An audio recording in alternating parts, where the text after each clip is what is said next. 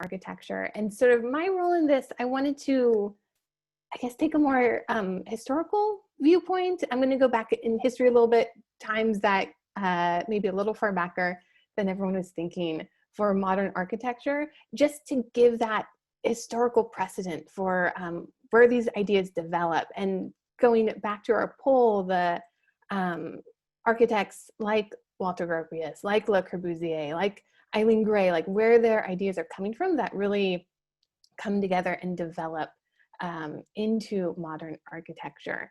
And I'm someone who just, I love addressing themes in architecture. It really, for me, it's what ties everything together really nicely. And so the things that really are going to keep coming up today, I'm going to be talking about space, how space is organized, how it's divided, and particularly when we get to modern architecture, how open space becomes and how there's a real movement to make space, you know, not these series of boxy rooms.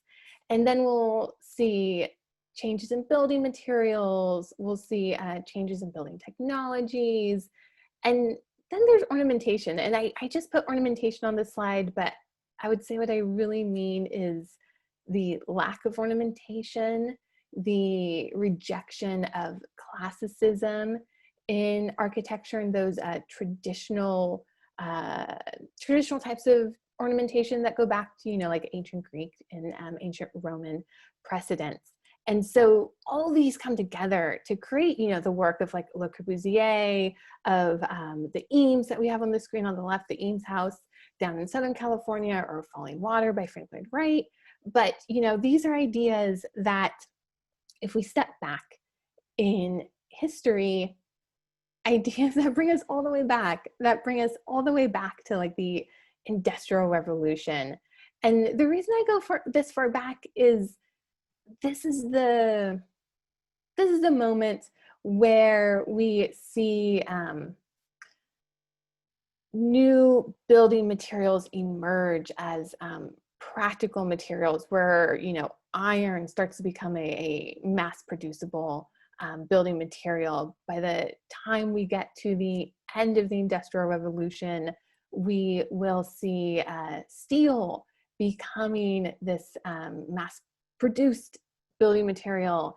And then to just a move towards urbanization, just huge changes in social structures, economic structures in, you know, in the Western world, starting in England and spreading across the West, that starts this move, this change in architecture that will lead us into modernism. And what I feel like highlights this, I would say the best, is not necessarily looking at like buildings, but looking at engineering works. And so the two I put on the screen here, these are two that I think are really good examples of new technologies emerging. We have the Iron Bridge in England, and then we have the Brooklyn Bridge in New York City. And so with the Iron Bridge, what we see going on here is, well, the use of iron, right? It says it in the name. We have these materials like iron that when they're being mass produced, you know, they're cheaper than traditional building materials. They can be built quicker than traditional building methods. And so, you know, when we're thinking about modernism, and, you know, you're looking at buildings that are using, you know, they're concrete and glass, or they're steel and glass, the advantages of those materials start early. And it sort of, it coalesces over time and leads us into, you know, buildings like Le Corbusier's Villa Savoy and structures like that. So we have our Iron Bridge is a good example of the benefits of iron. And then the Brooklyn Bridge is the example I always think of when I think of the benefits of steel and bringing that into architecture. Roebling, a particularly good engineer working with steel, as was Gustav Eiffel as well. and showing those advantages of that material, and bringing it into sort of more modern leaning structures. And so that's one area where we start to see experimentation, right? We start to see it in the use of these new materials. Another early examples where we start to see experimentation in architecture is in World's Fairs. I absolutely love World's Fairs for this. The architecture that comes out of these events is so fascinating to me, because it's exploratory and it's experimental, and it's, you know,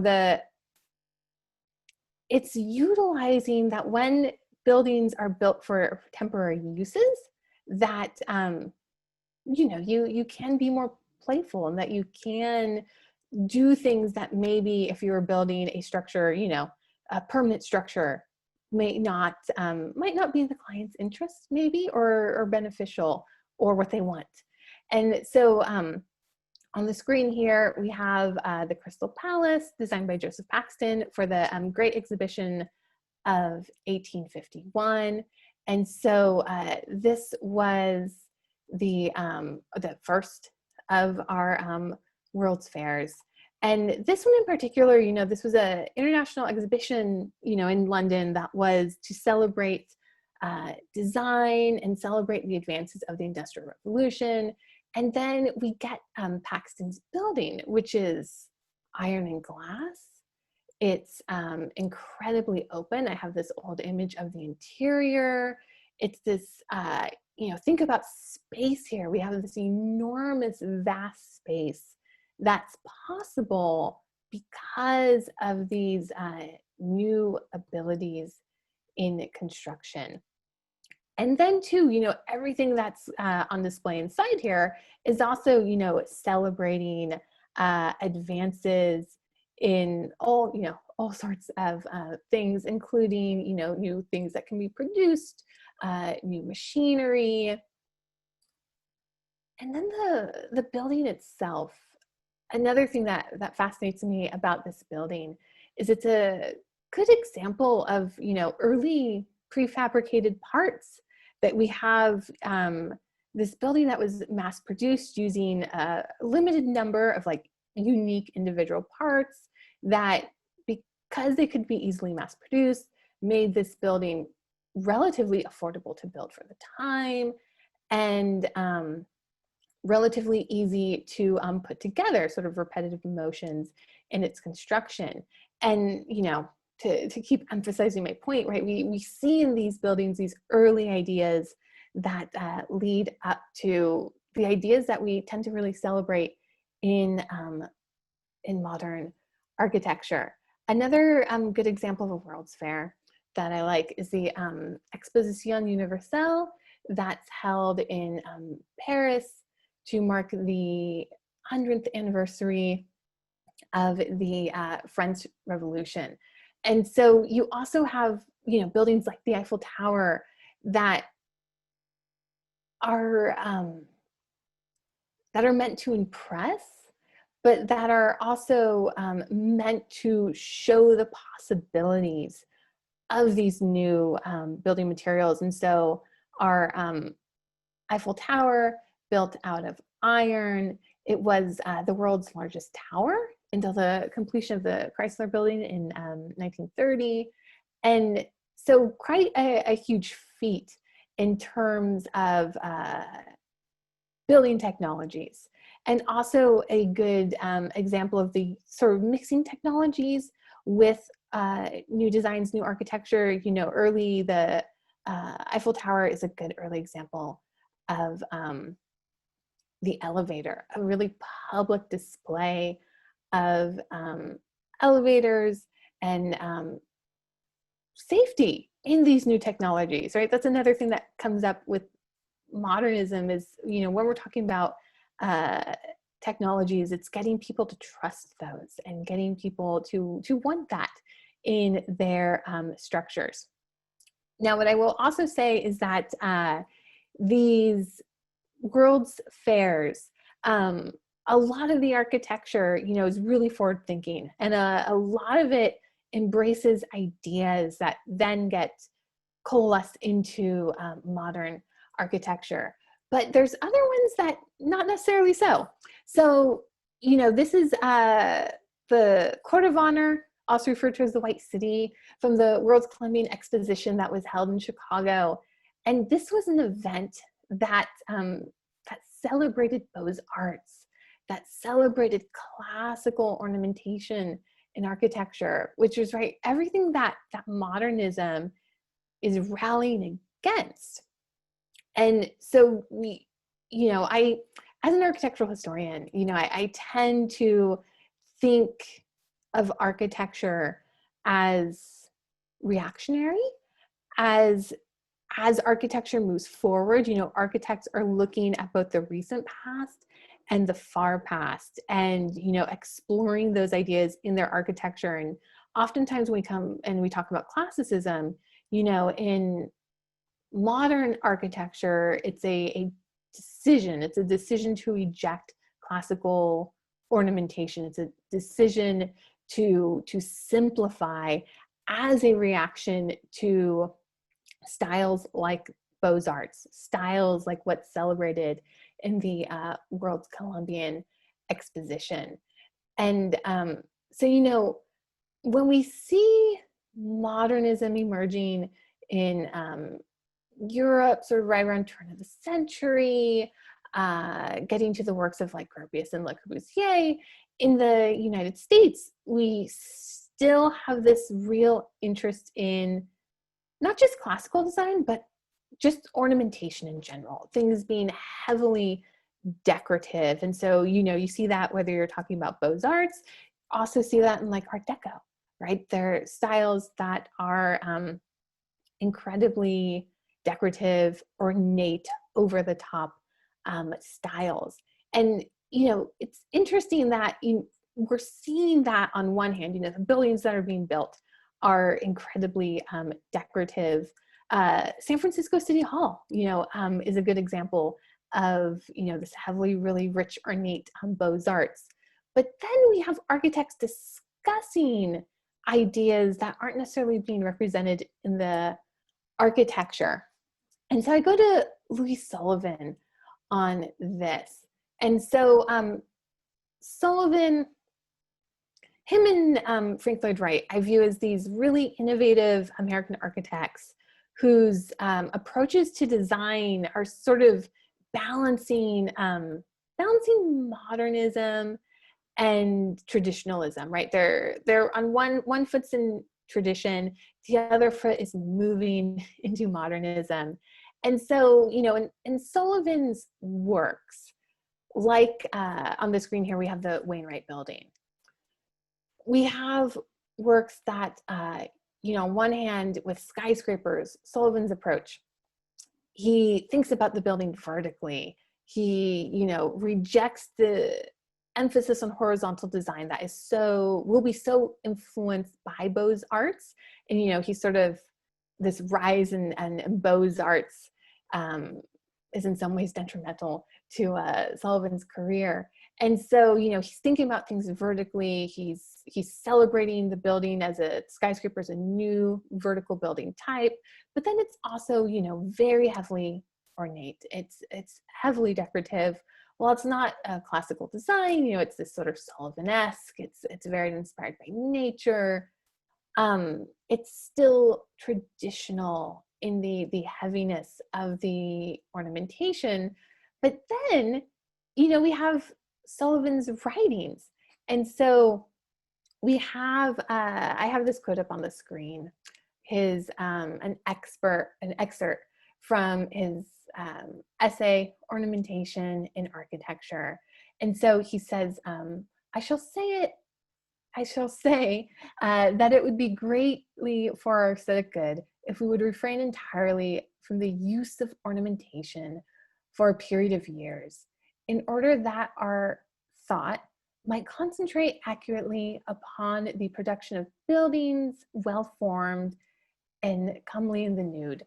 And so, you know, he's saying that we should focus on form, that, ornamentation is not necessarily beneficial to architecture, which is entirely the approach that we see taken in modern architecture. And so, these ideas, we have architects discussing them both in the United States, also in Europe.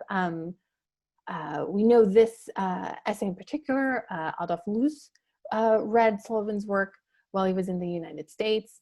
And so these ideas become really influential, even if we don't see it, perfectly performed in the buildings by that architect.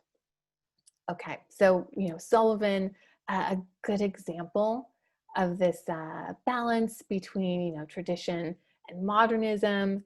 Frank Lloyd Wright, who worked under Sullivan before going off onto his own career, I think is another good example of someone who's on the balance here, on the balance between traditionalism and modernism.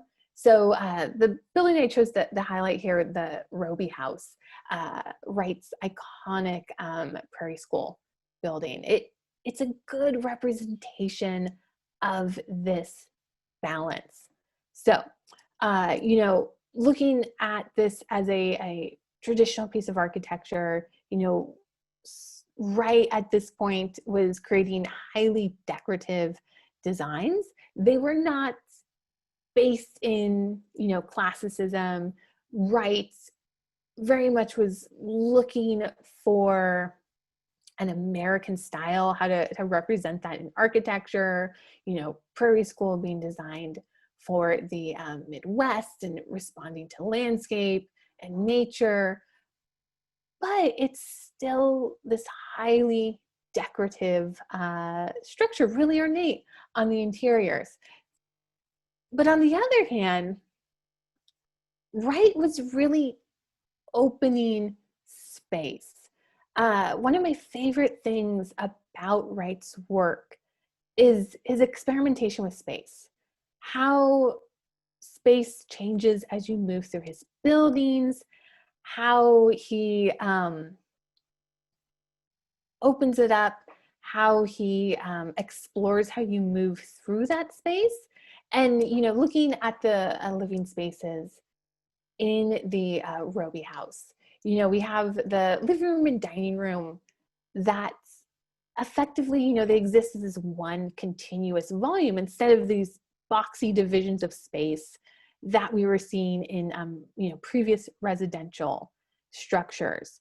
And so Wright takes this approach and he really opens it up. And that aspect of his work is incredibly forward thinking, and it really connects with the ideas that we see develop in modern architecture. We know the book on his work, the Wasmuth Portfolio, was very influential in the two architects who became like the European modernist architects. And so, we go back to ideas that are expressed in the Roby House, in the opening of space, and also too, even in it being highly decorative, he still isn't, he still is rejecting classicism. He still is rejecting the spaces that American architecture is dependent on European precedent. And so that challenging of norms, I think, is important in Wright's work. That's something that also comes out really nicely in Sullivan's work, this challenging of the norms in architecture. Now, other good examples of Wright's work, Falling Water, a great one where we see clean, modern design, where we see something where the ornamentation has faded away. But I also, when I'm thinking of his approaches to opening up a space, sort of breaking the box of architecture, there's the Larkin building, his and the approach to sort of an open office plan there. I always, that's a really innovative example in my mind. The Guggenheim Museum in New York City, the continuous spiraling ramp. as someone who previously worked in museums, right, you sort of are used to the boxy galleries of museum spaces in older museums. And so Wright's approach there is fantastic. And, you know, us in the Bay Area, we have that VC Morse gift shop, which is a good sort of prototype for the Guggenheim, or the former VC Morse gift shop in San Francisco, which is now a clothing store.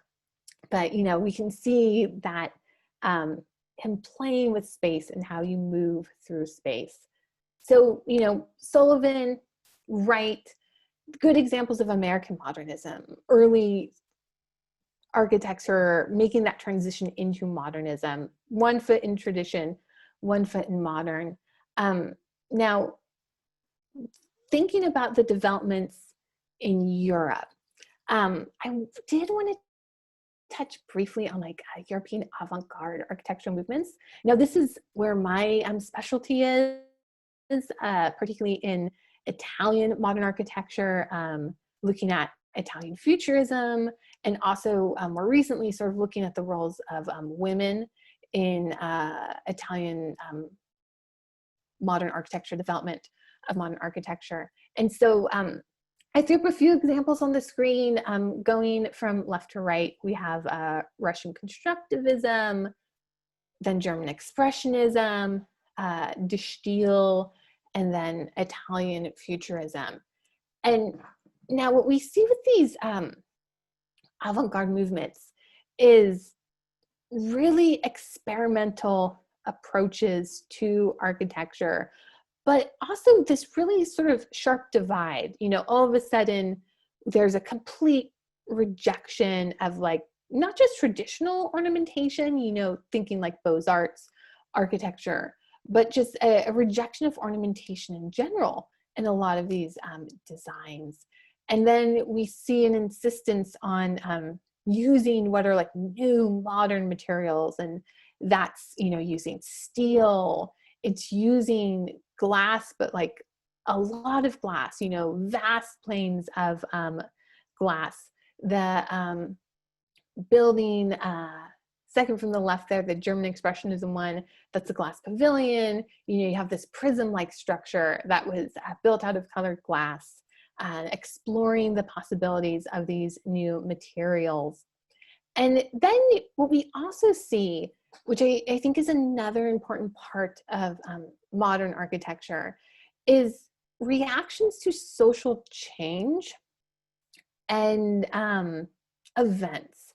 And so looking at these movements that we see in Europe, these avant-garde architectural movements, there's very much a reaction to political events that are occurring in Europe. You know, we have reactions to, you know, rising nationalism. We have reactions to both World War I and the Russian Revolution. And those ideas, you know, the reactions we see in these movements also go on to influence modern architecture as well. And so when we get into modern architecture, you know, we're looking at clean designs, we're looking at rejections of tradition, but we're also looking at architecture, you know, that's responding to war, and that's responding to nationalism, and trying to find a way to express that in the architecture. And also that, you know, going all the way back to the changes from the Industrial Revolution, that's responding to health. And that is wanting to make structures that are beneficial to those, you know, who are working, who are living in these structures. And so, you know, all of this sort of setup that I've been doing here, hopefully is laying a foundation so you understand, you know, the ideas that we really use to understand modern architecture, understanding their basis and how they developed over, you know, decades, and then coalesce in the architects that we consider for modern architecture. So Now, getting back to that poll that we had up, I'm going to start hitting on the architects that we had in the poll. And so the first one I wanted to touch on, Gropius, Walter Gropius. I have Bauhaus up on the screen. That's a building of his that is well recognized. I personally find the Fagus factory, the building that's recognized as the first international style building, that building, reflects the ideas of Gropius's work really well, and that is a building that, it's foundational modernism, and there's reasons that it's such a foundational building. And so just to talk about what we see for a minute, when we talk about modernism, it's buildings that are boxy, that are clean, no elaborate ornamentation, that are using, large expanses of glass, concrete and steel coming in again, which is, exactly what you see in Gropius's work. Now, Gropius too, particularly in the Fagus factory, he was someone who really emphasized, social aspects of architectural design, that designs can improve conditions inside the building, working conditions inside the building. When we're talking about the Fagus factory, having, lots of glass so that you can have natural light, having windows open so that you have fresh air, right? Those are sorts of things that inspired the design of the Fagus factory. And they're things that this lecture that I have on the screen, Gropius's lecture that he gave in April 1911, Monumental Art and Industrial Construction, he's addressing the idea that architecture needs to evolve, and that architecture needs to suit a changing society and changing cultural norms. And those ideas help with the design of the Fagus factory, and also help express his ideas that, a building, the design of a building, it should be logical, that there should be a logic to the design. And, just thinking about modernist ideas, if you're designing a factory, what's the logic in, glassable ornamentation, right? That's something that Gropius is getting to in this lecture, and that we then see him able to express so well in the Fagus factory, and then other designs like the Bauhaus building. And so, Gropius, one of those masters of European modernism.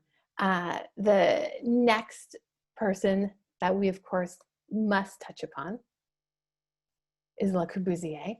And so I have some shots here of Le Corbusier's Villa Savoy, the iconic Le Corbusier structure, and, iconic modern structure. It's white, it's boxy, it's clean. We have that rejection of ornamentation. We have the Le Corbusier following, his 5 points of design. What I would also mention when talking about Le Corbusier, and maybe a little bit of a side note, but this ties in with my own research a little bit.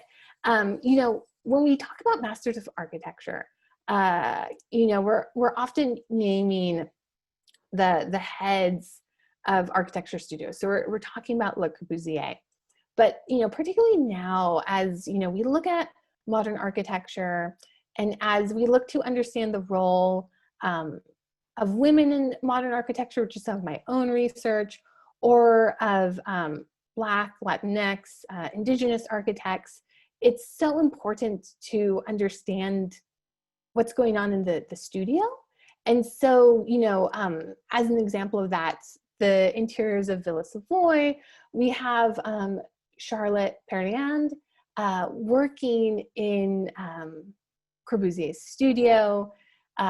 She's the one who designed the furniture to go into Villa Savoy, these like iconic Le Corbusier designs designed by Perrin.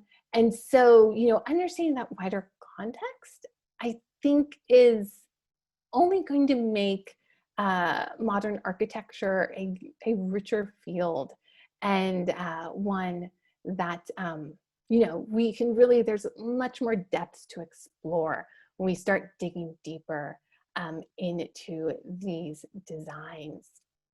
And so that sort of segues me in to the next modernist master I wanted to talk about, or just touch on, which would be Eileen Gray. And so I have up on the screen here, we have E1027, her home that she designed in the south of France, with a couple images of her furniture design. Gray being a designer who initially made a name for herself in like modernist furniture design, and then found her way into some architectural designs like E1027, and designs that were, you know, greatly celebrated for the purity of the modernist approach, the simplicity, again, that rejection of ornamentation, the clean, simple lines, the a completely, you know, white structure overall, and celebrating that machine aesthetic. And that idea of a machine aesthetic, that idea of efficiency in design, those are two concepts that are readily associated with Le Corbusier's work.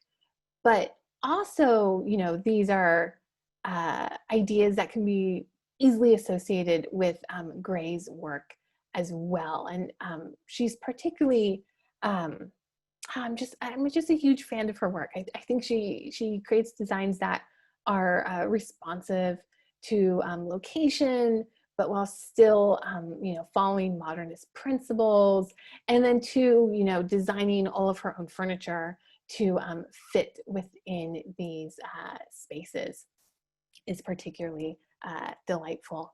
It's really streamlined designs. All right, so we hit Gropius, Le Corbusier, Gray, and then, of course, we must talk about Ludwig Mizandero. And so for Mies, I have our Barcelona pavilion, and again, going back to these international expositions, you know, we touched upon earlier with the Great Exhibition of 1851, with the World's Columbian Exposition, the Barcelona Pavilion, built for the 1929 International Exposition in Barcelona to serve as the German pavilion. And so this building, a particularly iconic example of modernism, though Mies's early approach to modernism, I find very intriguing, because, you know, we talk about modern architecture, you know, and thinking about Le Corbusier, about Gropius, about Gray's work, an interest in, you know, mass production, an interest in using pieces that can be mass produced inside the structure. And then with Mies's early designs, they're quite luxurious. You know, we have onyx and marble walls in the Barcelona pavilion. Mies is also an architect, while absolutely modernist in his approach, in the clean lines, the flat roof, the you know, lack of any ornamentation, big expanses of glass. Mies is also one who, you know, does look to classical architecture, not in the traditional sense like we see in like Beaux-Arts, where it's a use of classical ornamentation, but as a way to understand understand proportion, to understand space, to understand scale in structures. And so, you know, Mies showing what we've seen in a lot of these other structures, the a relatively open space on the interior, and you know, the use of glass and light to expand the space on the interior and really open it up to the exterior. And so here too, we have on the interior, Mies collaborating with Lily Reich. Reich was a designer who had studied both furniture and clothing design, and she was involved with both the Workbund and the Bauhaus. And so she collaborated with Mies on many of his early designs, particularly in the 1920s and 30s. And so, and to furniture design. She was involved with a lot of the furniture design for these projects with Mies. Okay, I mean, so those ones we just hit, those are like the big European modernists. And so what I wanted to end with is, you know, with the California Preservation Foundation, I wanted to bring it back to California.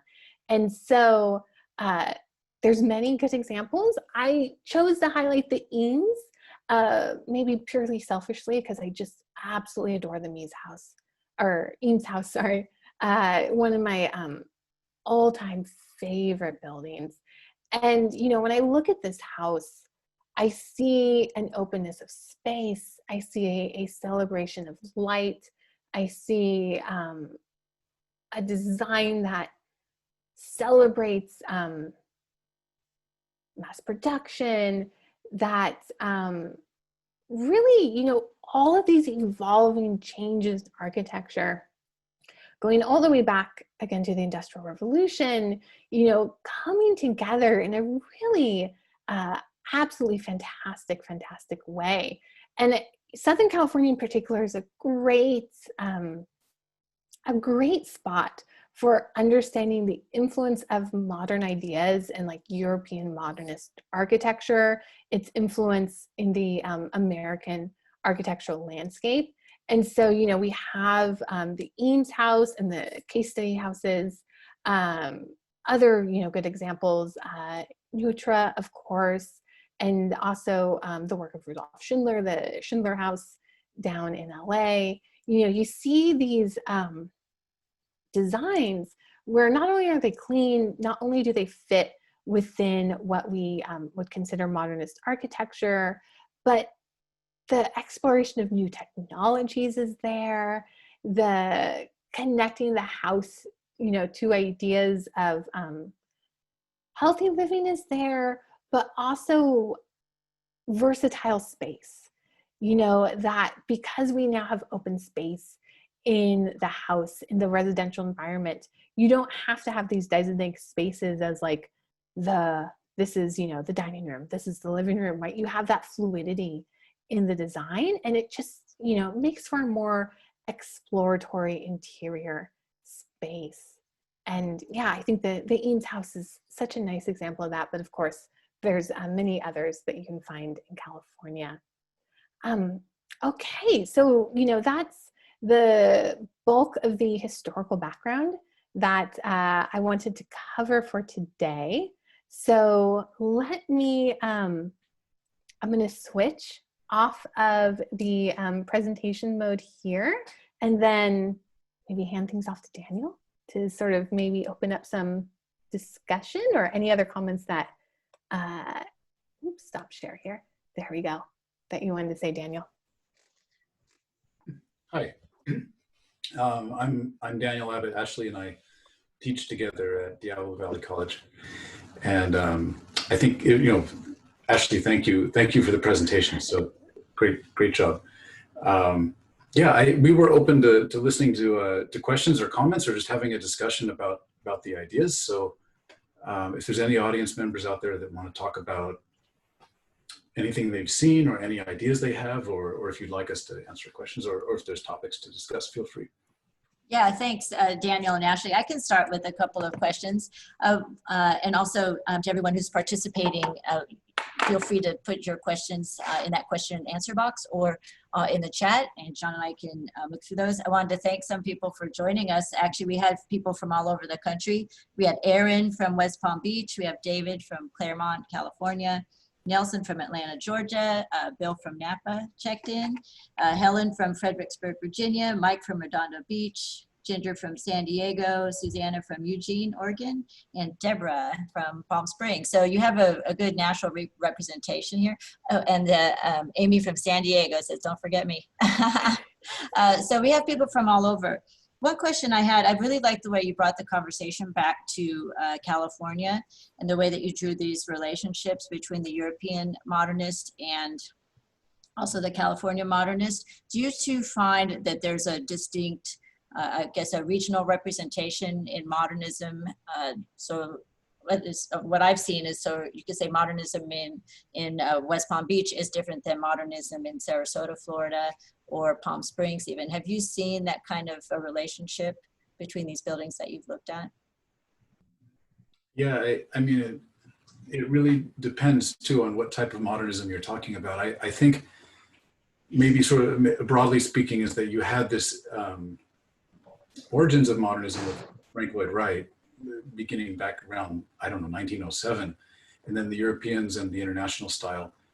And I think if you look at maybe what Neutra did and what Schindler did is they brought that white Bauhaus style modernism to California, where it made a lot of sense because in the California environment where you had good weather and you could open up the building to the outdoors and there was no worries about snow.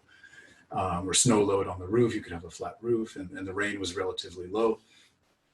This made a lot of sense, and I think in Florida too, that sort of international white Bauhaus sort of European modernism, it fits in quite well, and it sort of transforms a little bit through the ages into from an early form to a mid-century form and later.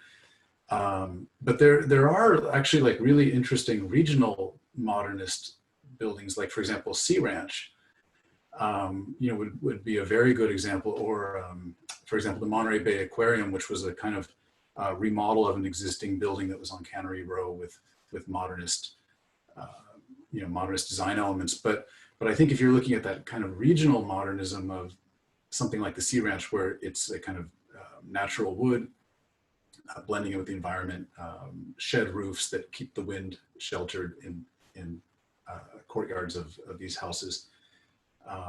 Danny, remind me of Sea Ranch. Is it Charles Moore? Who's the architect there? I can't remember. I know he did some interiors up there.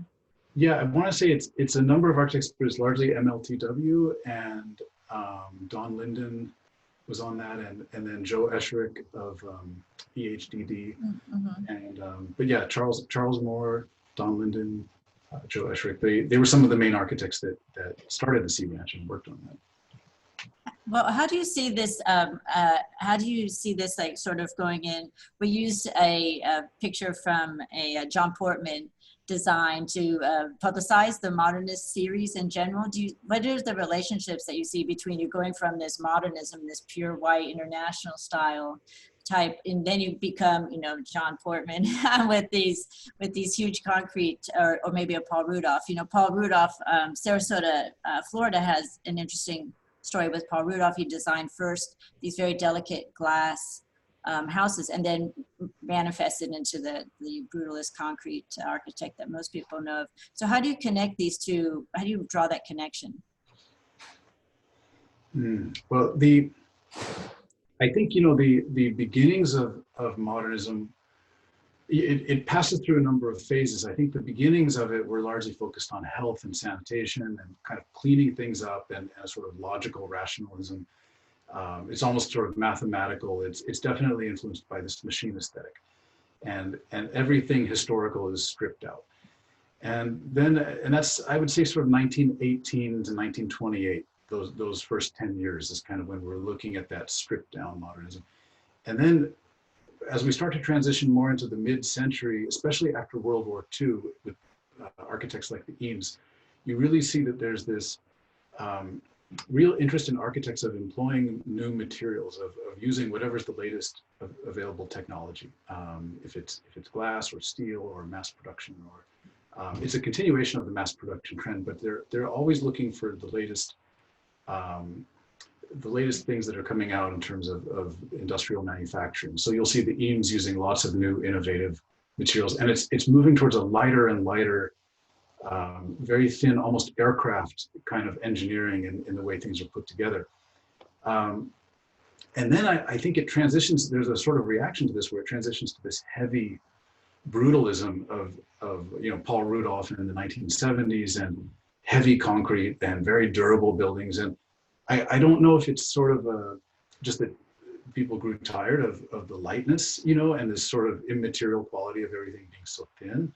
I don't know if it was the political atmosphere, that you had a lot of things going on in the 1960s and 70s that maybe somehow influenced our view of aesthetics to be a heavier, kind of more permanent sort of concrete brutalist architecture. And then you also had sort of humanist thinking coming in, like you had people like Lou Kahn, and they were thinking very poetically and sort of abstractly in many ways about the relationship of matter to, I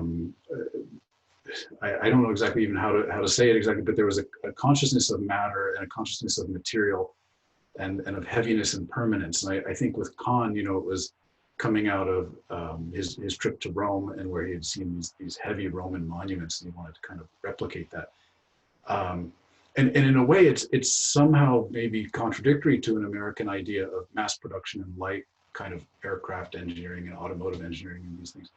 So in a way, it's sort of a reaction against that, I think, with the heavy 1970s brutalism. Now, Portman he's a postmodernist, and if you're looking at postmodernism, I think it was somewhat reflective of a naivety, of the 1980s and 70s that it came out of, that there was a sort of playfulness to it. It wants to go back and sort of take historical objects and borrow them. And I think this is something that the modernists never really wanted to do this. In fact, I think if you read like the architect Oswald Matthias Ungers, he says, you don't just take things from history and borrow them and put them on your building.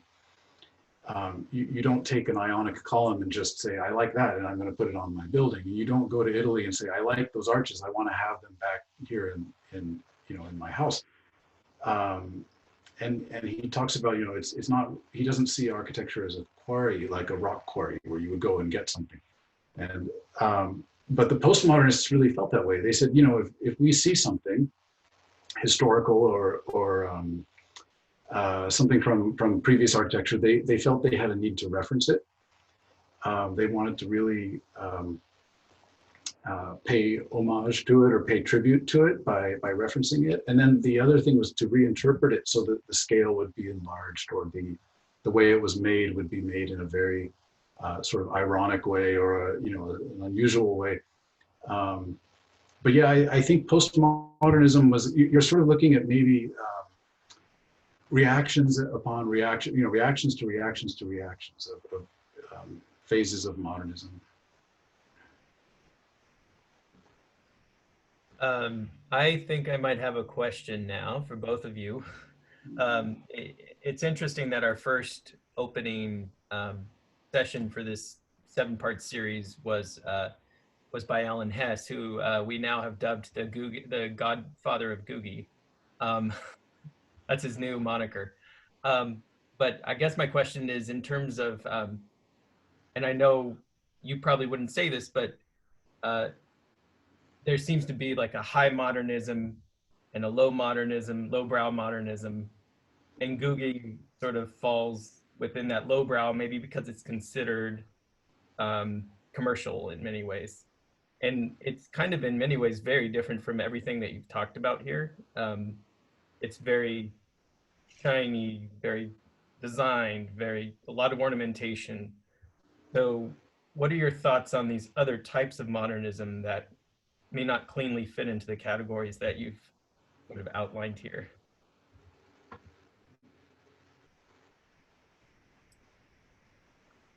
Okay, I'll take that one, or I'll start. I love Googie. I think it's such a fun style.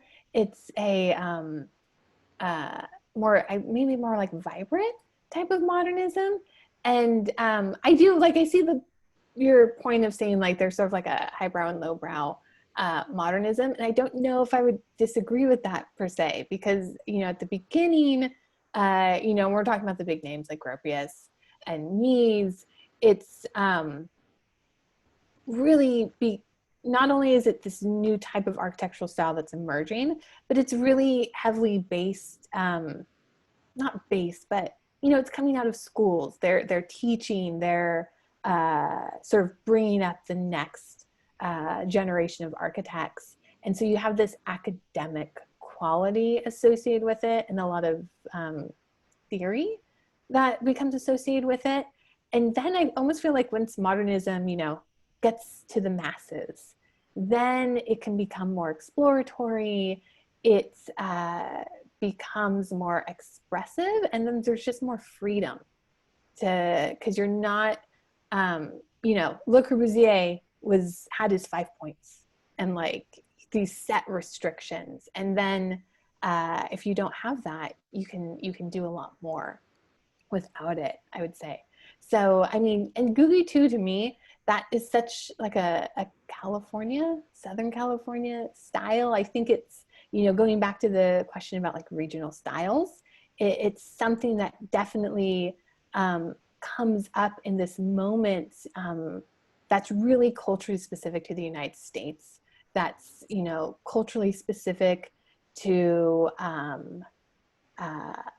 technologies, going into space, optimism, a good economy. And I think that's why, you know, we see it here, and, you know, tying it back to like brutalism, you know, that's a completely different style that we see coming out of Europe, which finds itself in such a different position. So I think modernism becomes more regionalized, you know, post World War II. And that's sort of why we get so many different styles like Googie. Yeah, and I think one of the things that came out of the early parts of modernism was that it always had this great optimism about the future. And maybe Googie sort of embodies that. I mean, maybe for the listeners out there, Googie would be sort of jet age, Jetsons sort of drive-in movie theaters and Sunset Boulevard and big marquee signs and space age airports and things like this. And but I think, you know, if you look at the early modernists coming out after World War I, there was this real optimism that architecture was going to solve a lot of serious problems that Europe was dealing with. I mean, it had gone through this massive war, you know, where millions of people had been killed, and it also was trying to deal with things about sanitation and health. For example, tuberculosis was very widespread at that time as a disease that was problematic. And the idea that you could kind of clean everything up and that you could make these buildings that looked forward to the future and that actually had a sense of being optimistic and being interested in the future instead of being interested in the past. I think that was part of it. So in some ways, Googie and this sort of style of Googie, probably you could see it as sort of an extension of that. It's also, maybe it's part of LA. I mean, one of the things that I was, and it's also part of Florida too, and other areas, but you find it in certain areas where there was an architect I was listening to, and I can't remember who it was, but they said the thing about LA was that it was a city that didn't have any history. The history was extremely short. You know, it had begun in the mid 1800s, and in terms of its urban history, and there was really not much to respond to there. So architects sort of had this free reign to do all sorts of experimental architecture, and I think it still sort of remains to that day that LA is a place where you can definitely have a futuristic view of buildings and architecture when you're building in that area. Europeans had a lot of trouble dealing with that. You know, it was hard to put in a futuristic building in the middle of historic Paris or Vienna or something. So, yeah. So there was a question from an anonymous attendee. They didn't want to give us their name, but they have a question for you. And the question was about Frankfurness. This person says, in a previous webinar, we heard about Frankfurness in Philadelphia. How do you categorize his contributions to modernism? I am not an expert on Frankfurness. Ashley, are you? I'm definitely not an expert on Frankfurness. I do know some of his work, and so when I think of Frankfurness, I think of him as someone who's important in like helping develop an American style, but still a style that that still had a historical influence. So I sort of think him in the same category as like H.H. Richardson, where there's historical precedent for the designs, you know, drawing a bit from like European history, but then trying to make it uniquely American. So tying into similar themes as Frank Lloyd Wright, but not quite as with the Wright's original designs in terms of ornamentation. So what I would say, you know, if we're trying to tie his into modernism with the work of his that I'm familiar with, I would connect it to ideas of originality and looking for a style that doesn't just want to replicate the past, that it's looking to a type of architecture that is for the moment, for the now, as opposed to, you know, designing what's been designed again and again over the centuries.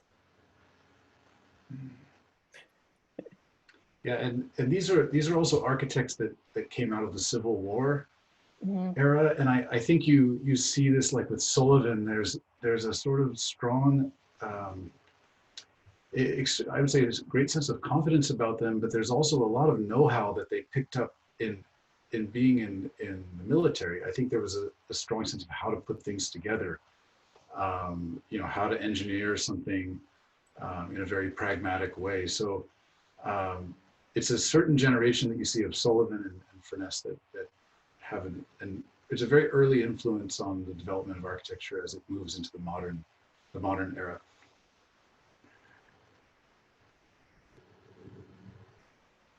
Oh, thanks. I was typing a note to John right now. What I was thinking about is when you're looking at this development of architecture, and it is modernism. You know, some people say it's more a lifestyle than just an architectural form, because you'll know that, you know, modernists employ many areas of their lifestyle add to this. I had my own theory that people like Neutra and Schindler were raised in Victorian sort of era atmospheres, which were very much crowded, you know, when there were collections of animal furs and, you know, textiles everywhere. And it ended up, sorry, I have a lot of interruptions at my house. There's a wasp flying around. Anyway, right, Florida. Anyway, so that that the modernists are actually seeking a simplification of their environment. And I think we can see that trend right now where this modernism has come back in style. Do you feel that some of the criticisms of modernism are accurate? I do not. That modernism is cold or unfeeling, you know, or anything like that. Where do you think that comes from? This identity of modernism is very too tight, too structured.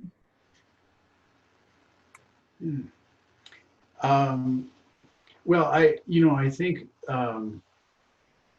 modernism was, in a way, it's a sort of state of consciousness or a state of mind. It's not just architecture, but there's modernism in literature, and there's modernism in music, and there's modernism in painting, and modernism encompasses sort of an entire way of looking at the world. It has strong aesthetic elements to it, but it also has very strong functional elements and sort of logical elements to it. I think early on there was probably a strong emphasis on mechanization and this idea that people should move towards sort of very highly rational, mechanized kind of ways of organizing themselves. And in some ways that was the detriment of modernism, is that you see, for example, like some of the more extreme proposals, like Le Corbusier has this proposal to demolish Paris and replace it with a grid of towers.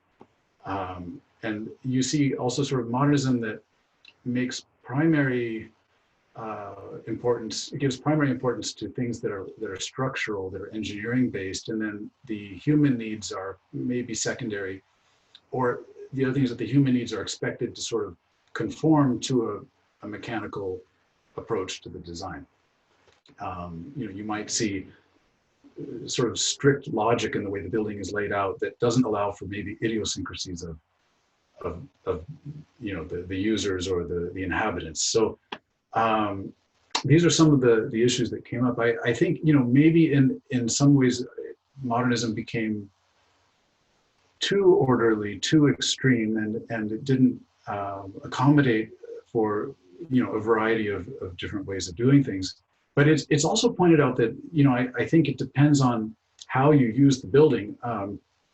There's interesting philosophy you can read about a glass building, for example. I think the French philosopher Foucault talks about, he's sort of one of the things that architects read when they're in school, is that he talks about if you have a glass building, it could be an amazing space in that it has absolute transparency, and there's none of this idea of having closed things going on behind the scenes and this sort of Victorian compartmentalization of everything.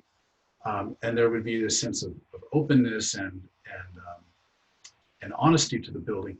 But at the same time, a transparent building means that it could be the worst experience. It could be a building of complete surveillance and no privacy, and there's no escape at all. And you see that, for example, in for example, the Farnsworth House by Mies, where it's a beautiful building, but Edith Farnsworth really had trouble living there because there was no sense of privacy when she was in this glass house.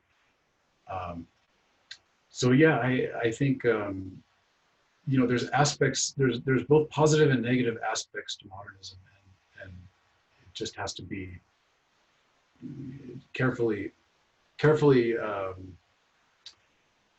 I think you just have to be careful in how you approach it. I have a question, maybe more of a comment, but also a question. Inga is asking, depending on your definition of modernism, I'm surprised that Eric Mendelsohn is rarely mentioned. He's also designed several buildings in California, the Maimonides Hospital in San Francisco, and a residence in Pacific Heights. Do you have any comments on Mendelsohn? Yeah. Ashley? I have a comment on Mendelsohn that I know he has a building in St. Louis, and it was very interesting to see that he doesn't have that many buildings in the United States, which also I think is the case with Cabuzzier. Isn't there only one building, and it's at Harvard, I believe. So some of these architects are not well represented necessarily in the United States. Or maybe we could talk a little bit about preservation. Would you two find that some of the preservation aspects for these structures, like what are the challenges for preserving modernism that you find specifically to modernist structures? Yeah, I mean, maybe just one thought just on Mendelsohn is that Mendelsohn is part of that group of people like Rudolf Steiner and they're sort of expressionists, and they want to create a sort of non-orthogonal architecture. This Einstein Tower, and in some ways I think maybe we're kind of finally catching up with people like Steiner and Mendelsohn, is that they definitely were biological in the way they were looking at things, and there was a sense of sort of an organic form that they were creating, and they're rejecting. They're almost like, if you've ever seen the work of Hundertwasser, he's a Viennese artist and designer, architect, and there's this sense of trying to kind of get away from that straight orthogonal factory assembly line of modernist logic, so I think in some ways, like the works of Steiner and Mendelsohn and their influences it's very idiosyncratic and it's very unusual for its time, but it's maybe something for us to look back at and learn from now as we think more about how we're designing. Christina, I'm sorry, I just jumped in with Mendelsohn, and you had a question about preservation. Yeah, I'm just wondering what are some specifics about preserving modern architecture. We know I've been in that area for 25 years trying to save modern structures, and I know there's some challenges. I just wondered if you two could speak to specific challenges and maybe some solutions that you've come across for preservation. I'll say I don't have a wide sort of experience with preservation. I do talk about it with my classes. And so, you know, one of the areas I tend to talk about a lot with preservation is with brutalist structures. And so my thoughts on preservation, it's a little bit twofold. It's that on one hand, you need the practical aspect to it. How, like, are you physically going to preserve this building? And how is it going to stay? And the other part that I emphasize a lot in my classes is the social will.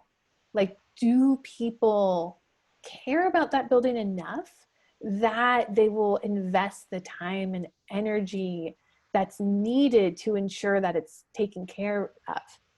And so, you know, on one hand, that's, you know, for some buildings, it's, you know, finding the right buyer or someone who's willing to donate the time to get it done.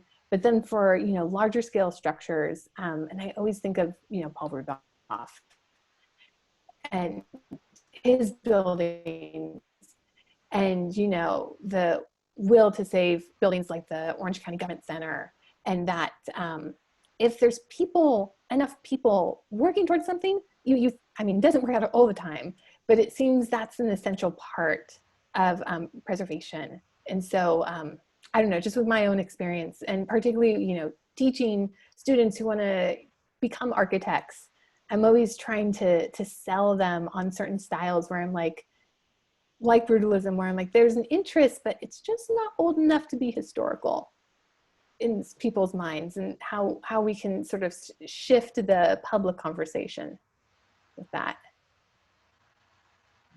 How about you, Daniel?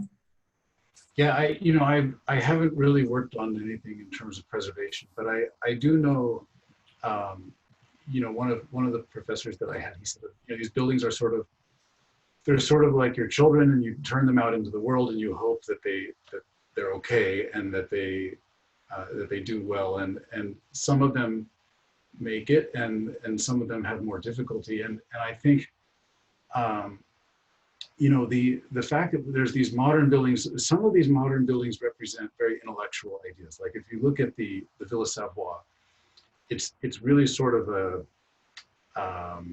like a polemical kind of statement about what architecture could be, is that it could be this thing based on geometry, and it could be very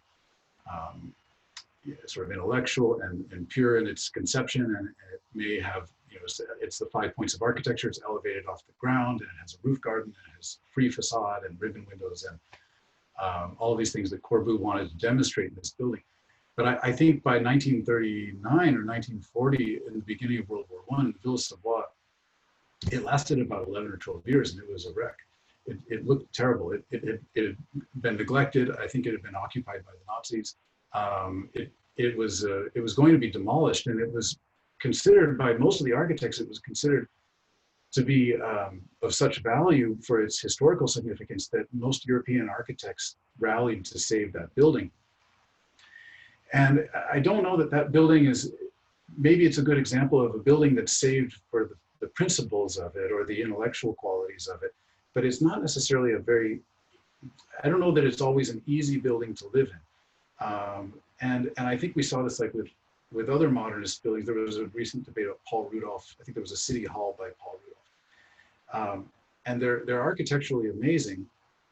And then you have users of those buildings that struggle with the building, or the community that doesn't necessarily completely understand the aesthetics of the building, or the scale or the form or the way the building is expressed. And these are also things that in some ways, like we have this on our campus. We have a lot of beautiful mid-century modern buildings. Some of them are inspired sort of in the inspiration of Neutra. They have these vertical louvers, and our art building is similar to Sea Ranch, sort of California shed modernism. And you know, they're wonderful buildings in some ways, and in many ways you get spaces out of these buildings that you may not get in a new building. There's a kind of thinking of the organization of how offices are arranged next to student workspaces, or how maybe the technician is right there in the wood shop, or and there was a kind of village design to many of these things, and that there was sort of within the building, there was the village of faculty and students, but the campus kind of had these various villages. So it's a real dilemma, because you have to say, you know, if the building is so old, if the plumbing and the structure and the seismic codes and all of these things that you're facing that are pragmatic concerns, if you just can't make it work, or in order to make it work, if you're going to spend the exact same amount that you would for a new building, the argument becomes really difficult. And I think it's something that's a big challenge that everybody faces with these modern buildings, is whether the values and the quality of those buildings justifies the expense to keep them going. And yeah, and if they work well, you know, so.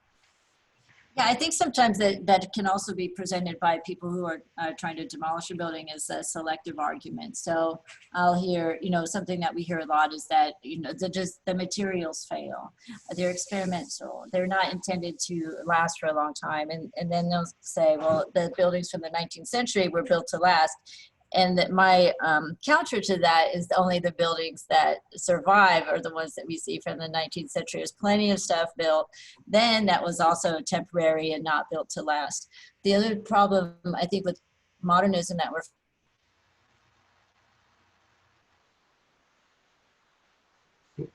We got to the really important part and then it stopped. Maybe if she doesn't hop back on, I had a question just like ready to ask, and I think it's a good question. It's coming from Marianne, and I'm going to roll my own question as well. work. We All lost. right, am I back? Oh yeah, we're back. Sorry. I'm unstable, it says on my screen. It's been a tough day for a webcast today. Anyway, I just think that sometimes there's arguments about materials that can be maybe extruded a little better. We do have a question. If you could maybe talk to craftsman movement and modern were both reactions to the Industrial Revolution. And could you discuss the relationship between these? Ashley, do you want to jump in? Sure. That's my type of question. So one of the things I enjoyed teaching about this period is the reactionary nature of it. And so when I'm thinking about modernism and craftsman movements, they're both reactions to big societal changes. And so on one hand, you have modernism embracing new technologies, embracing new building materials, and that things can be mass produced and mass production and all the new benefits that come out going all the way back to the Industrial Revolution. But then the other reaction that comes out of that is a desire to go back to how it was before, for things to be built by hand, to celebrate woodworking, to, you know, celebrate that tradition. And, you know, there's a couple veins that this goes. You know, one vein is with craftsman designs, and that celebration of wood as a material, as a really rich material that you can work with your hands. And, you know, it also goes into other styles, like a revival, you know, Gothic revival, like all of a sudden you want to build buildings that look like they're from, you know, medieval Europe. And those are both, it's the similar reaction to this rapid change that comes from that period. So I feel like there's a lot of modernist ideas, but also things that we would sort of not necessarily consider modernist that go back to the Industrial Revolution and just how that drastically changed society and specifically capabilities of architecture. I have sort of a follow-up question to that, actually. So often I hear from people who talk about modernism as authorities, modernism arose out of two different factors. One were those social factors, and another were those technological factors. For example, like the curtain glass walls coming out of the production, the advancements in production of plate glass and steel. Or other people say it's the social factors, like the wars. How do you, if you had to say modernism arose out of, what were they? Social, technological factors? How much of a combination of the two of those were they? And is it both, or is it more one or the other? So to me, it's both. There's so often when I'm talking about like architectural history, and especially when I'm talking about styles like, to go to Italian Futurism, since that's my home spot in architectural history, none of it was built. And it wasn't built because they couldn't do it, because the technology wasn't there. So I think, you know, when we're thinking about going back to how modernist ideas arose, it's that the ideas were there and the capabilities were there. And that doesn't always happen in architecture history. You don't always have the two align. And so you get, you know, I wrote a lot about Antonio Sandelia, who's like the father of Italian modern architecture. And he had brilliant ideas, but there wasn't anywhere for them to go besides paper, you know, pen and paper. And so for me, it's hard to separate one from the other. It's that, you know, they both arose at the same time. And that's having the ideas and the abilities to do it is what worked out so well. Yeah, I agree. Yeah, it's, you know, it's always a cultural product. I think architecture comes out of the culture of the time. And if you say, well, what is the culture of the time? Well, it includes everything. It's technological, economic, social.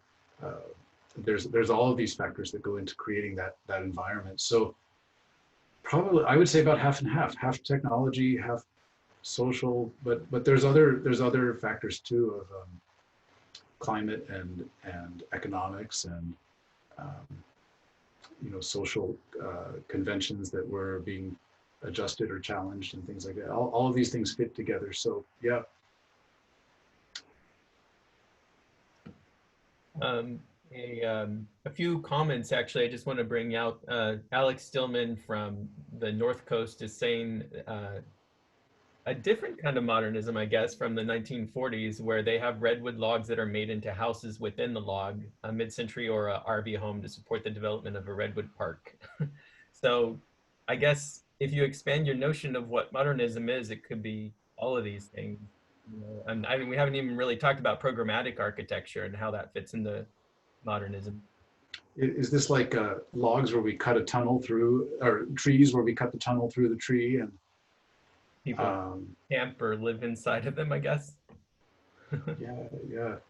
You know, this is interesting, is that, you know, the early, you know, and I haven't had enough time to really look into this, but there's a general sense that I have that when you look at the 19th century, there's a real treatment of sort of the European approach to nature, of being nature as a resource, and nature is something that's there to be, you know, maybe it's a strong word, but to be exploited, or I think in the words of, there's an early interview with Zaha Hadid where she says nature is there to be exploited or co-opted, which means, you know, it's made to be used not necessarily for what it's intended for, but for a useful purpose.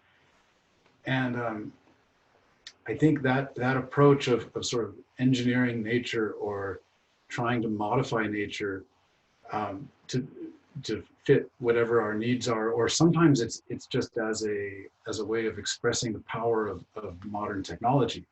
You know, that with these new tools or with these new methods or these machines, we can reshape the natural world. So in some ways, like cutting that tunnel through the tree is a little bit like that. You know, you're sort of showing that we now have this capability. If the road, you know, the road is not going to move, it's that we're going to go right through the tree.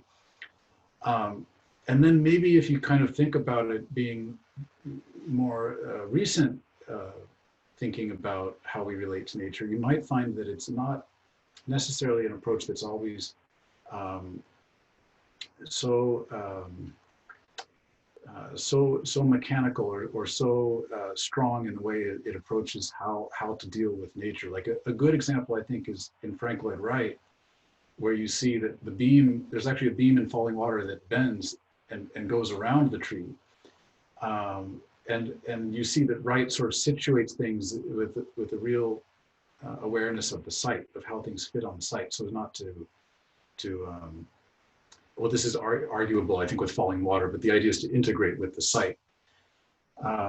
So I think in some ways the philosophies change, and there's also areas where you see national parks or things where tunnels were cut or stairs were carved into stone or things like this.